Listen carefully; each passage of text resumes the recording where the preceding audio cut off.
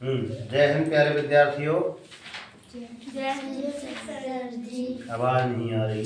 जय हिंद सर जी। चलिए, कौन सा अध्याय था? 10। अध्याय 10 में है ना। यहाँ पे सूत्र लिखे हैं कौन से? साधारण ब्याज संबंधित सूत्र। साधारण ब्याज ये है आपका अध्याय 10, साधारण एवं चक्रवृद्धि ब्याज। ठीक है, इससे संबंधित कुछ सूत्र लिखे हैं और इससे संबंधित कुछ सवाल भी लिखे हैं।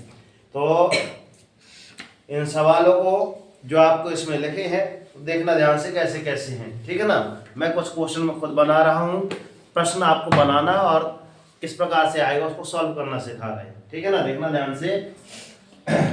ये 5वीं के मैं सूत्र क्लास चल रही थी, उसमें सूत्र लिखवाया था उस संबंधित। अब आपको क्या लिखवा रहे हैं कि आपके सवाल कैसे आएंगे। अगर हमारे पास लिखा है मूलधन कितना है हमारे पास, मूलधन मतलब पी दिया है आपका 1000। ध्यान से देखना, 1000 लिखा है ये रुपए। और हमारे पास क्या लिखा है, दर कितनी लिखी है आपके पास, दर मतलब रेट है हमारे पास 10%। और समय लिखा है हमारे पास 5 वर्ष। समय मतलब टी टाइम कितना है, 5 वर्ष दिया है। कितना दिया है आपका, 5 वर्ष। वर्ष नहीं चल रहा है, नया पेन लाइए। कौन पेन दे रहा है? 5 वर्ष की बात कर रहे हैं। कितनी वर्ष की, 5 वर्ष की बात कर रहे हैं। तो आपको यहाँ पे देगा कि साधारण ब्याज ज्ञात कीजिए। पेन क्यों नहीं चल रहा है? साधारण ब्याज बराबर ज्ञात कीजिए, ये आपका आएगा। ये आपका पहला क्वेश्चन हो गया। अर्थात प्रश्न क्या बोलेगा कि आपको 1000 रुपए दिए जाते हैं कितने साल के लिए, 5 साल। 5 साल के लिए, 5 वर्ष की। हाँ वही है। 5 साल के लिए आपको कितने 1000 रुपए दिए जाते हैं। तो कितने परसेंट दर लगा है उसमें, कितनी 10% की वार्षिक दर से। मतलब आपको इतना ब्याज, कितना ब्याज देना पड़ेगा, है ना। तो उसको वास्तव में आपको साधारण ब्याज निकालना नहीं कहते कि यार मेरे पास कितने हैं 1000 रुपए है, इतने महीने बाद, ये 1 साल बाद 2 साल बाद तुम दोगे तो उसका चक्कर ब्याज भी मैं लूंगा।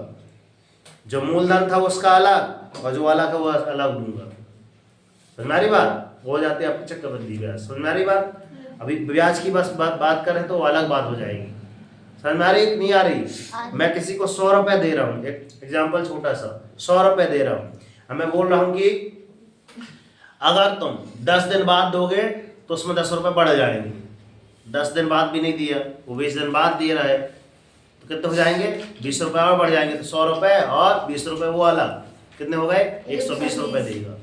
वैसे आपके पास यहाँ पे सवाल है, क्या है कि हम किसी को उधार दे रहे हैं। मूलधन मतलब होता है उधार दिया गया मूलधन राशि अपनी। ठीक है, तो सूत्र आपको कौन सा चाहे आप ये लगा दीजिए। पहला सूत्र क्या लेगा, साधारण ब्याज बराबर मूलधन गुणे दर गुणे समय बटे 100। या फिर आप इसको लगा दीजिए इंग्लिश से, simple interest equal to P into R into T, जिसको बोलते हैं sir principal into of rate into time upon of 100। अर्थात ऐसा ही बराबर पी गुणे आर गुणे टी बटे 100, जो आपको लगे, दोनों एक ही है। तो यहाँ पे जगह कम है इसलिए हम सूत्र कौन सा लिख रहे हैं, सीधे ये साइड वाला। ठीक है ना, ऐसा ही बराबर पी गुणे आर गुणा टी बटे में 100।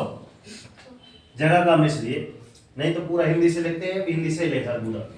आप मान रख दीजिए, ऐसा ही बराबर आपको ज्ञात करना है। पी का मान कितना लिखा है आपके पास, 1000 गुणा आर का मान कितना है 10 गुणा और किसका समय कितना लिखा है आपके पास 5 बटे में आपका कितना है 100।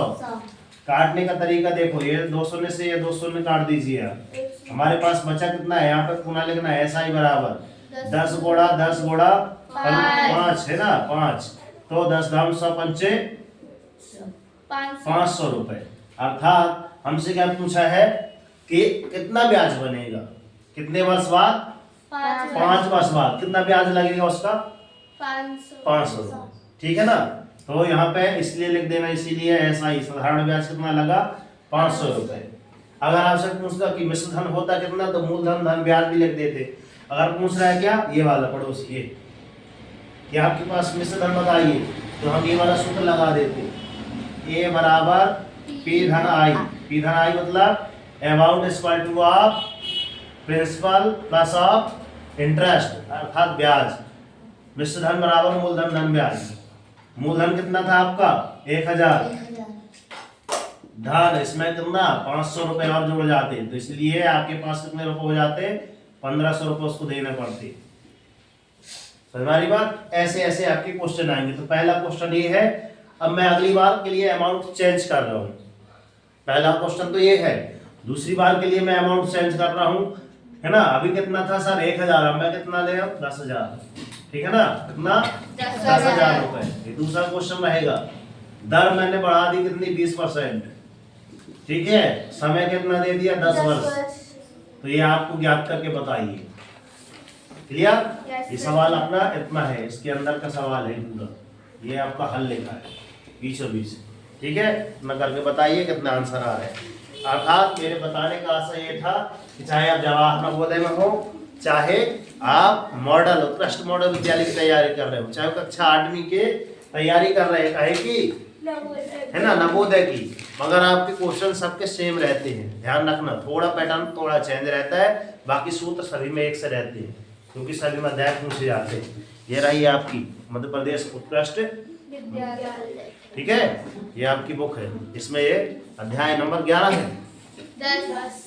10 है ना, 10 बस है। चलो इसको करो, दूसरा सवाल हल करके बताइए, ठीक। कर दो, रख दो उस वक्त। हाँ बोलो। धन्यवाद।